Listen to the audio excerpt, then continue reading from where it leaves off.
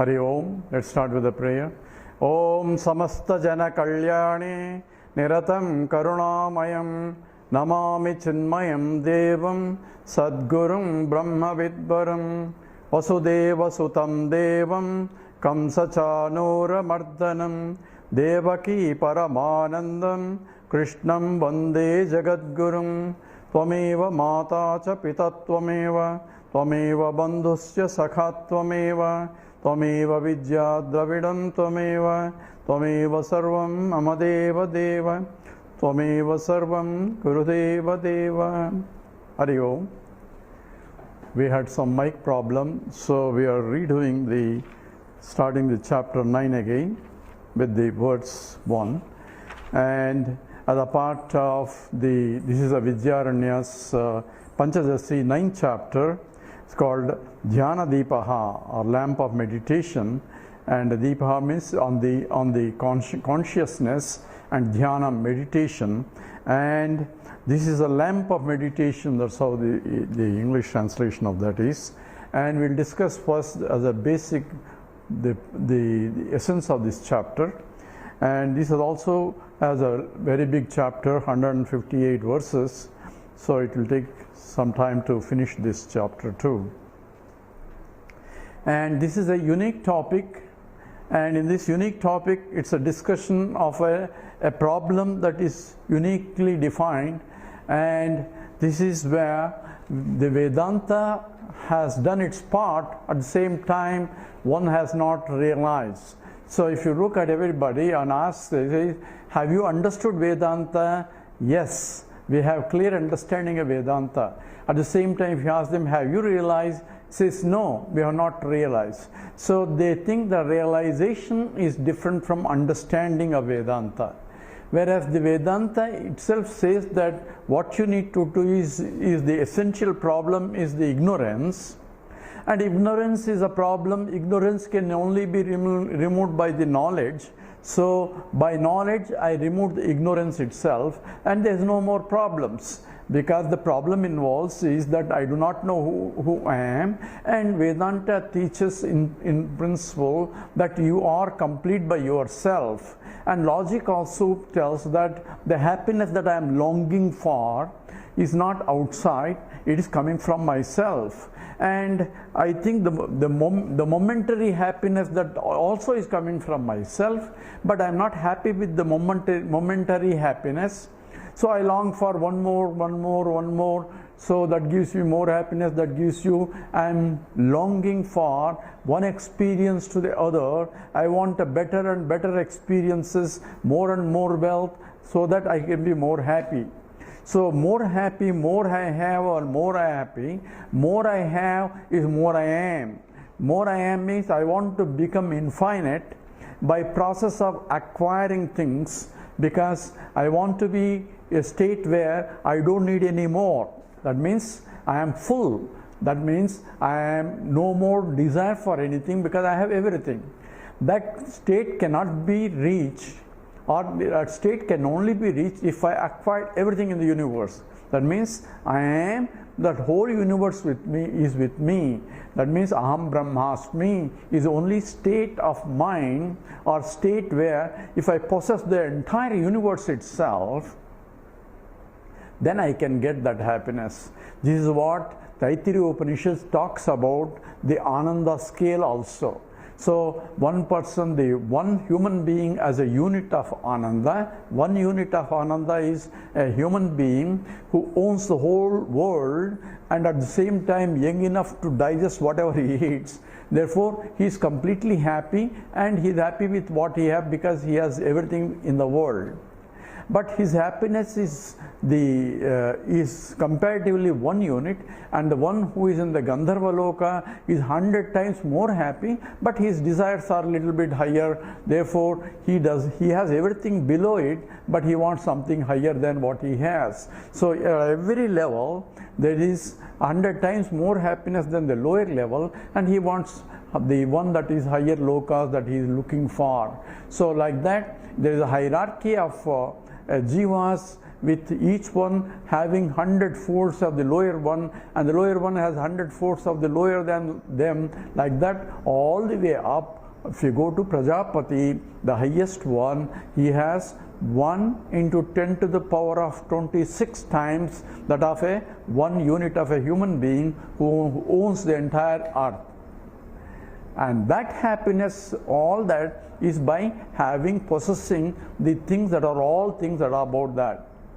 Whereas the scripture also tells at each level, says one can get the same happiness by sotriyasya akamayatasya. So this statement, sotriyasya akamayatasya, the one who is sotriya and does not have any more desires in that, he is fulfilled, or he feels that he is fulfilled, that means his mind is contented, he is also happy whether he has the possessions or not, but his mind is no more longing mind or a wanting mind. That state of mind is also happy. So one can gain that state of mind by sotriya. That means one who understands by study of the scriptures that I am already full up to that point. So the one who is completely fulfilled, that means because you cannot get happiness by acquiring things, because even Prajapati wants some more also. There is a Prajapati of this Brahmandam, there is a Ananda Koti Brahmandam, there is a infinite Brahmandams, as we call it in the galaxies, and galaxies are the infinite amounts of the stars and the planetary systems and so on. So mind-boggling. Even that in the Vedanta also, the universe has been defined as 14 lokas, and each loka itself is infinite amount. And that kind of description and all that is essentially still what we call it is 1/3 of the totality.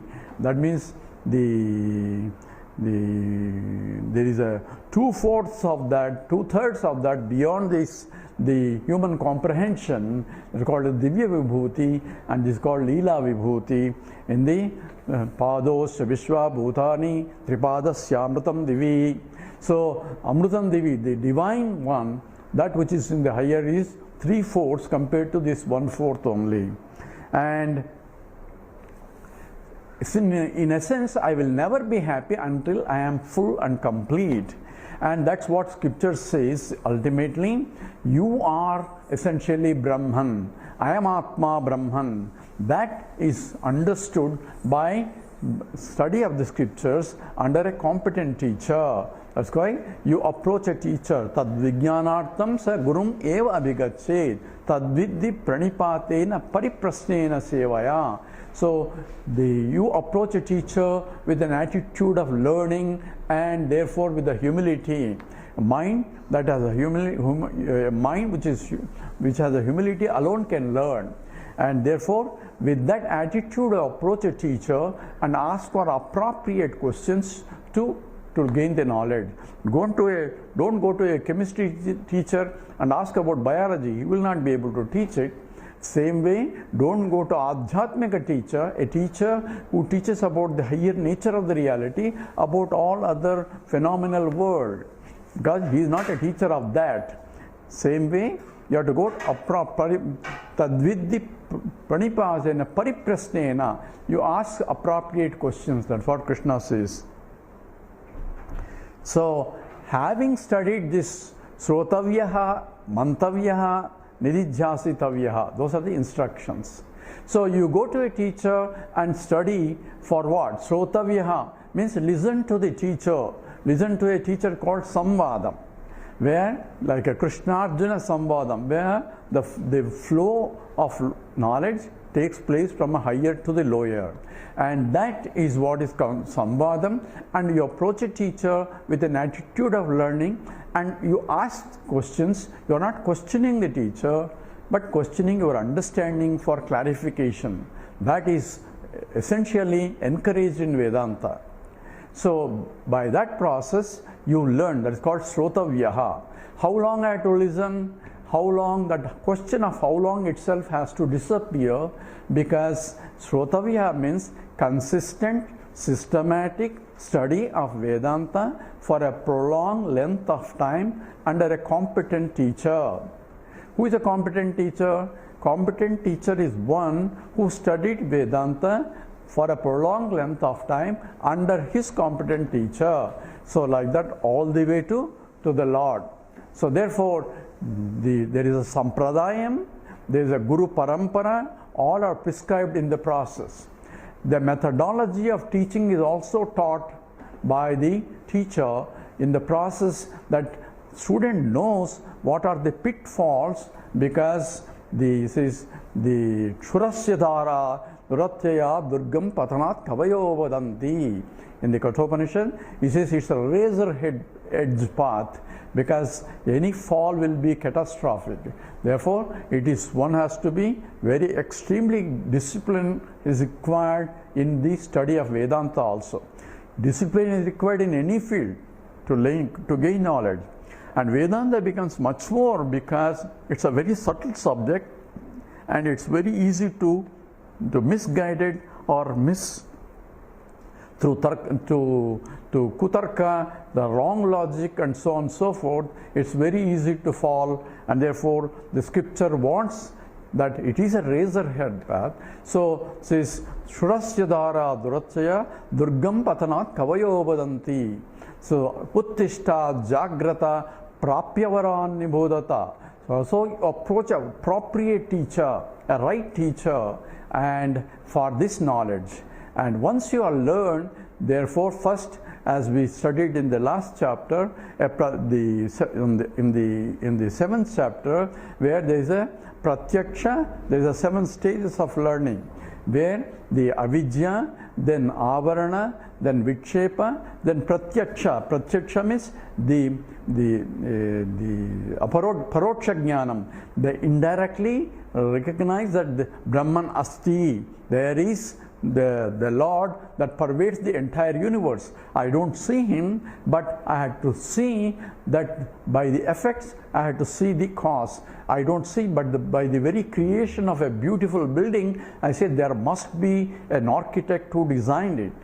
I don't see an architect, but the very fact that there is a beautiful design, that is structure there available, is itself a proof that there must be an intelligence behind it. In the case of creation of any other thing that we are familiar in this world, the creator is different from created, because a goldsmith is different from the ornaments that are created. So goldsmith creates using gold, so they're called upadana karana and nimitta karana. Nimitta karana is the intelligent cause, and that is the intelligence in the creation. Upadana karana is a material cause, because if somebody wants to make a pot, he has a know-how of how to create a pot, but he needs a material to create. So for him, he goes around looks around where the clay is appropriate material for appropriate product. So the karyam and a karanam. Karyam is the product, karanam is the cause. So material cause is required to make anything. Whereas in the case of the whole universe, if God has to create, and this is where the Vedanta becomes a science, because it understands, in contrast to other religions, says who created? God created. How did he create? Don't ask the question, because he created in 7 days or 8 days or whatever days. So, but Vedanta student asks the question, how did he create? Where did he get material for creation? So Vedanta has to explain it. So since he cannot go and get material like a pot maker getting a clay somewhere, or a goldsmith getting a gold somewhere to make a gold ornaments, a creator of the universe cannot go and outside get a material. So material has to come from himself. So therefore the material cause is also himself too. So he himself became many. So Lord himself appears as many. So that is called the paroksha jnanam, because I know that God asti, that means he exists That means it's not a Nasti, it's not a atheistic philosophy, it is theistic. That means God is there. Where is God? Everything that you see is nothing but God itself. Even though all scripture says He is Sarva Vyapakaha, He pervades everything. At the same time, we recognize that He is in fact everything too. So that knowledge has been understood by Vedanta Shravana. Having understood through Mahavakya Vichara, where the statements of Aham Brahmasmi has been also a Tattvamasi statement, also been analyzed. So after studying all this Vedanta for many years, so what is the Vedanta has done its job. So sir, have you realized? So many people say, I have not realized even though I understood. That means they have separating the realization from understanding.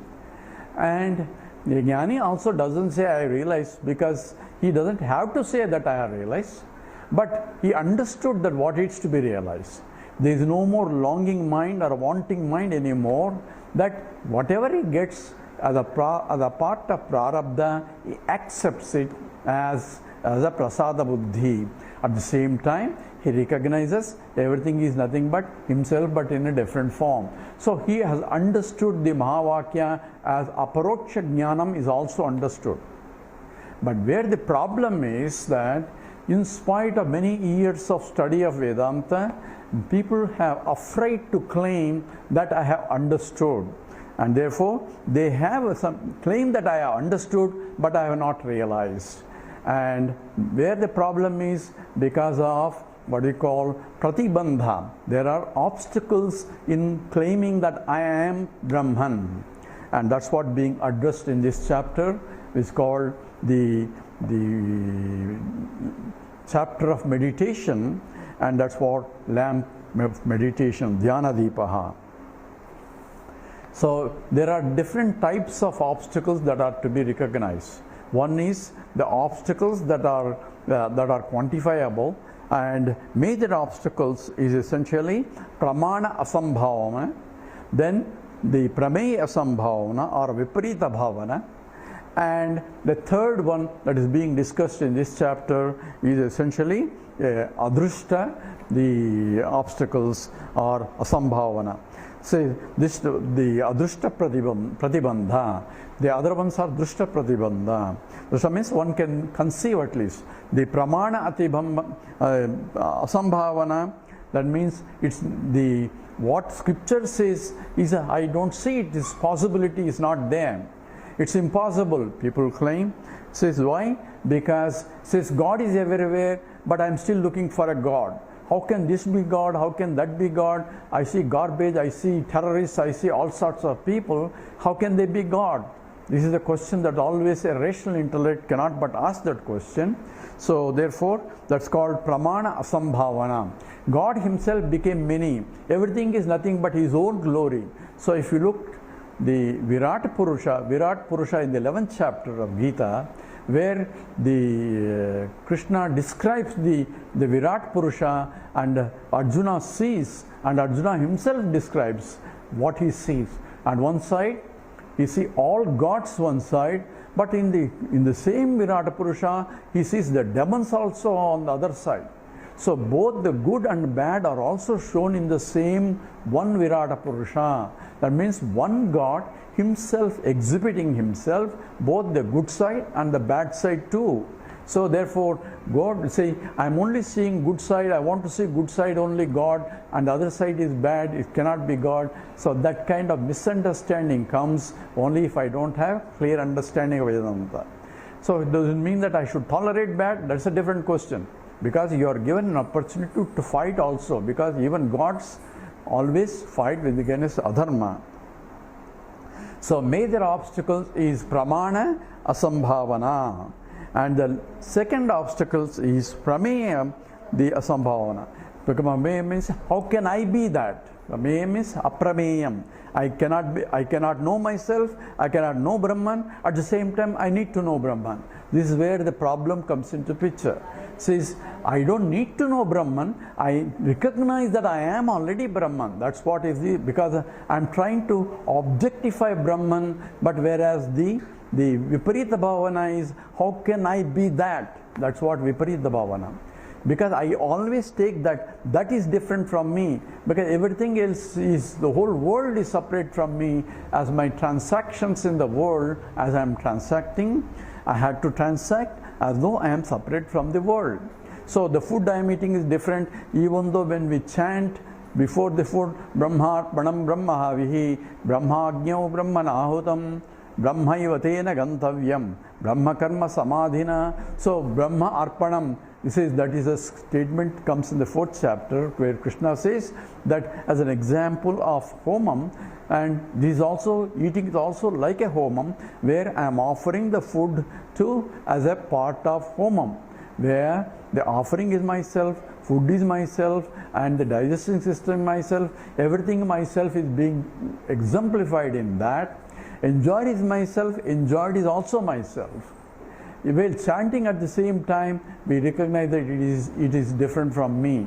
So there is a problem in terms of Viparita Bhavana that can be overcome by slowly called Nididhyasanam. Constant contemplation and memory of reflecting the teaching again and again and again until it sinks in. That's called Jnana Nishtha, to abide in one's own knowledge that I am indeed the totality in spite of the plurality that I perceive and I transact with. That knowledge has to sink in, because still that ragadveshas, the likes and dislikes are still lingering. My mind is not purified enough, and now I don't have to go back to Karma Yoga, Upasana Yoga, but I can purify by constant reflecting on the teaching. So that is the Nididhyasana. But even with that, it is not possible for a particular people, and that is being addressed here as essentially adrushta obstacles, and which the Gaudapada calls as a kashayam. And here it's impossibility is being imagined, that how can I be that, and that has to be cleared out. And this is what has been as an upasana of what? Not any other upasana of that was there in the Karma Yoga and Upasana Yoga. This is after studying scriptures. Again, scripture talks about the upasana, but it's not upasana of the duality involved, but upasana of Advaita, where Aham Brahmasmi itself is an upasana, and that's what is being emphasized as Samvadi Brahma. So with that, we'll go into the first mantra, first sloka.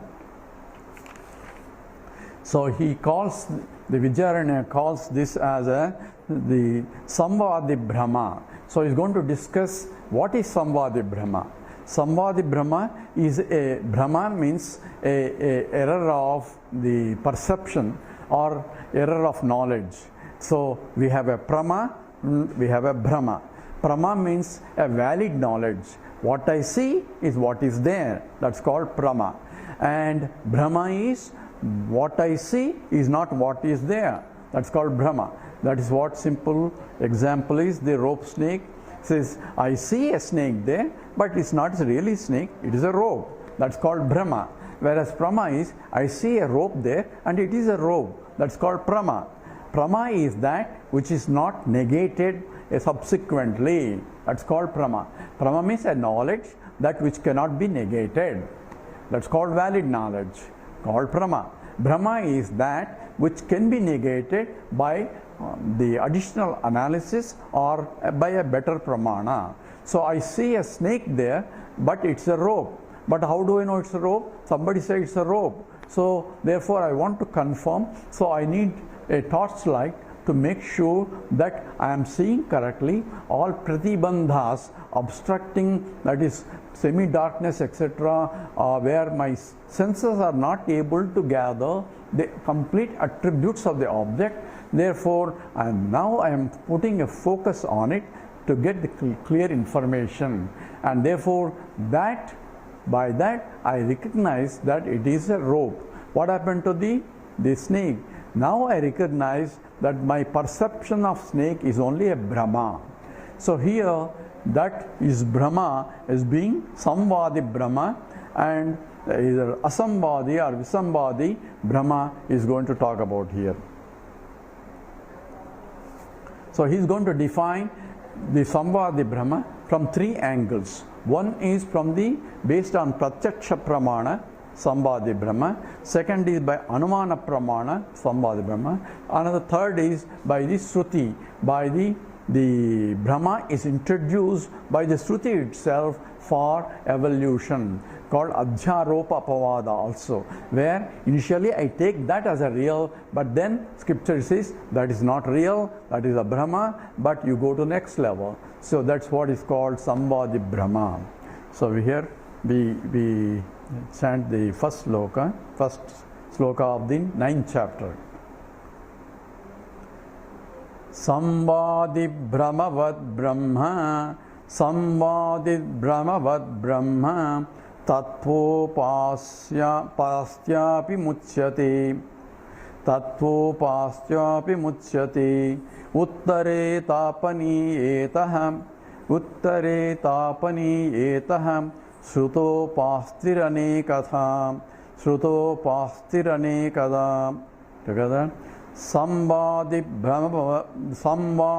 Brahmavad Brahma, Tattvopasyapi muchyate, Pasyapi muchyate, Uttare tapani etaham, Shrutopastirane kada. So Samvadi Brahmavat, so Samvadi Brahma. So this called he is calling the name Samvadi Brahma. Brahma Tattva Upastyapi muchyate. So what is Samvadi Brahma? So Brahma Tattvam. So Brahma Tattvam is the upasana on the essence of Brahma. Upasya by upasana. Api muchyate. A seeker is get liberated by processing, by doing a upasana. So why do you have to upasana? It is a knowledge. Knowledge is not an upasana. I don't have to sit, Om, this is a rope, Om, this is a rope, Om, this is a rope, because that is a rope, has to be knowledge of what it is. So same way, I had to do vichara. But here, it's not the vichara problem, it is a lack of proper, clear, adrushta pratibandham. That unforeseen obstacles are there because of strong, the raga dveshas are so strong that because of that I had to do to remove those adrushtam, which not imperceivable obstacles that are because of previous karmas. Therefore I had to remove that, and to remove that is being prescribed, and it's called Brahma Tattva Upasya. So by upasya, that is Brahma Tattva upasya, by upasana of Brahma Tattvam, by the meditation on the nature of Brahman, api muchyate, one can get liberated. So who says that? He says Ataha Uttare Tapaniyaha. Uttara Tapaniya Upanishad says that one can do Uttare Tapaniyataha Sruto upasti anekada. Srutaha upasti anekada. So Shruti itself prescribes, and this Shruti, name of the Shruti Upanishad is called the Uttare Tapaniya Upanishad. Uttara Tapaniya Upanishad. Uttare Tapaniya Upanishad. It's called Uttara Tapaniya Upanishad. In the upasanas are prescribed to overcome this, and therefore this is called to removal of the Samvadi Brahma. So here from this is he gives an introduction of justification for the upasana coming from the Uttara Tapaniya Upanishad. Now he is going to define different types of the Samvadi Brahma. One is from the perception point. Here he takes an example of two people where they are in a different room and they are looking at it. Some light is coming from the temple, and the door is closed, half closed, and they see a light. and they don't see completely, but they're seeing light coming through the door, and thinking that that light is coming from due to the brilliance of a diamond there. So thinking that there is a diamond there, Mani, and Mani Prabha, the brilliance of the mind of the diamond, and mistaking that light is due to the Mani, both seeing it, two different people, and two different people watching from two different doors, and in each door light is appearing. Let's assume that they don't know each other, because for the point of investigation. So one sees only one light, other fellow sees the other light. Both are seeing the light. They are not seeing the source of the light. They are seeing only the light. And the light is, they think that since the light is coming and everywhere it is dark, therefore they think that the light is coming from the diamond. So due to diamond light, they can see only light part of it, although the source, whether the diamond, they are not seeing. And that's what the illustration is. In one door there is a real diamond, in the other door there is the lamp. Both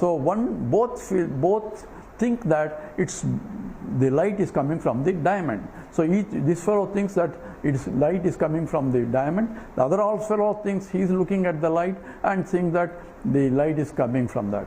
In one case, the light is really coming from the diamond. In the other case, the light is coming from the lamp. But both do not know that. So it is a working hypothesis. In science also, we investigate something in future which we don't know yet. If we know it, we don't need to investigate, obviously.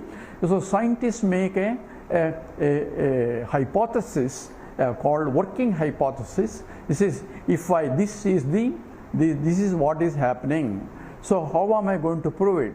So if I do this step, I am going to discover what the truth is. So he proposes this is what is happening as which he doesn't know, and that's what he called a hypothesis. And he works towards it. He may discover the hypothesis right when he discovers what he thought is what it is, and the other one may not discover what it is, so he scraps the hypothesis and makes a new hypothesis. But as a scientist, honest scientist, he reports that and says so that other people don't go along the path also. So therefore, from that, even that is a valid investigation. Therefore, the wrong hypothesis, but wrong hypothesis because it is done for some logical reasons. In the same way, both are making a hypothesis here. Both are thinking that it's a diamond. Because of what? Because they see a light. So light is the cause for making a further hypothesis. Both seeing the light. So it's a valid observation. From the observation, they have to deduce something, the cause for the observation. Cause they cannot see right now. So therefore, they make an hypothesis.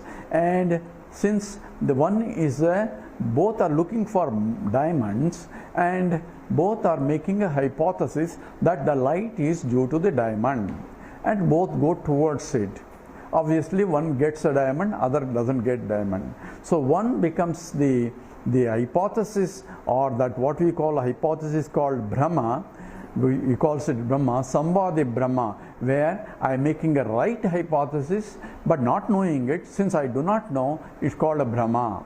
So a proposition where I don't know, I don't see the truth, but yet I am making a proposition thinking that it must be true, and then investigating. And that's what is essentially a Sambhadi. Other one is a Sambhadi is the one who makes an assumption of that light is due to the diamond, but when he finds it, it's not due to diamond, but it's due to lamp or deepam, and that's what he makes. So there it is Asambhadi Brahma, where the result does not match with the hypothesis. Here the result matches with the hypothesis. So if the result matches with the hypothesis, it's called Sambhadi Brahma. If the result doesn't match with the hypothesis, it's called Asambhadi Brahma. So that is the essence of it. Now he is going to make a direct perceptual based error also. and that's what is being analyzed using a Deepam and Mani. Yes, do chant mantra 2. Mani Pradeepa Prabhayoho, Mani Pradeepa Prabhayoho, Mani Bhujya Bhidhavatoho, Mani Bhujya Bhidhavatoho, Mithya Jnana Visheshepi, Visheshepi, Mithya Jnana Visheshepi, Visheshortha Kriyampati, Visheshortha Kriyampati. Together. Mani Pradeepa Prabhayoho, Mani Bhujya Bhidhavatoho, Mithya Jnana Visheshepi, Visheshortha Kriyampati. Mani Pradeepa Prabhayoho. So Mani and Pradeepam, Prakashina Deepam, that is the brilliance of a Mani and also the light. Prabhayoho, their light coming from that. So the light coming from both the Mani and the lamp. So these are two, assume that these are two different directions and two different people are involved here. Mani Bhujya, so considering both of them, both lights are coming from the Mani, so both the two lights are coming from two different directions, and thinking that both lights are coming from the Mani, whereas the one light is coming from the Mani, other light is coming from the lamp. So that is the situation here. Mani Bhujya, considering both lights are due to Mani. Abhidhavatoho. So two persons run after one going this direction, other one going in the other direction. So Abhidhavatoho. So they are running towards it. And Mithya Jnanam, because of the erroneous knowledge. It may be right, it may not be wrong. So the hypothesis that it is a real diamond may be right or maybe not. So a scientist also investigate with the presumption that making a hypothesis which may be correct, which may not be correct. So many people make hypothesis and do investigation, and they so happen they may be right and they may not be right also. So mithya, therefore both are considered here as a mithya jnanam, is neither right nor unright also.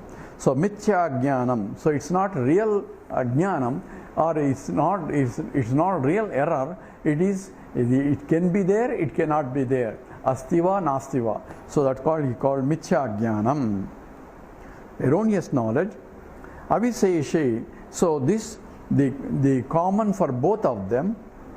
Api artha kriyapatihi. So the result of this vishesha is different.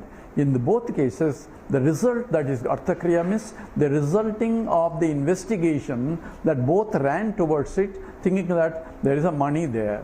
But the results are two different results, because the one who is going towards the real Mani Pradapa, he will find it, whether the other one does not find it, and therefore that's called, one is in that two, one is the asambhavana, is impossible one, where it's a possible one. But both are presumptions at that stage is that based on a knowledge that it is due to the light that is coming from, and the light comes from both the lamp as well as the Mani. So presumption is right, data is right, but the conclusions are different, and therefore the one is happen to be right conclusion, other happen to be wrong conclusion. So therefore both are errors involved in that sense. Therefore one is called Sambhadi Brahma, another is not Sambhadi or Asambhadi Brahma. We go into the detailed analysis of this after we come back. Hari Om. Om Purnamada Purnamidam Purnat Purnamudachyate Purnasya Purnamadaya Purnameva Vasishyate. Om Shanti Shanti Shanti. Harihi Om. Sri Gurubhyo Namaha. Harihi Om.